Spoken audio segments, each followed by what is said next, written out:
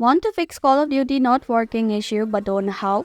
Hi everyone, welcome back to Make Gaming Easy. In this video, I'll show you some quick and easy steps on how to fix Call of Duty not working. So without any further ado, let's get started. First, open settings on your mobile device. After that, scroll down to apps.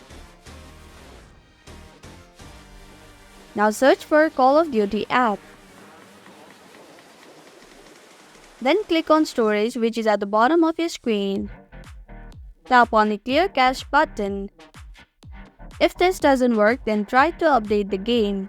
And that's how you can fix Call of Duty not working. Thank you for watching Make Gaming Easy. Hope this video was helpful. If it was, then hit the like button and comment down if you have any questions or feedback.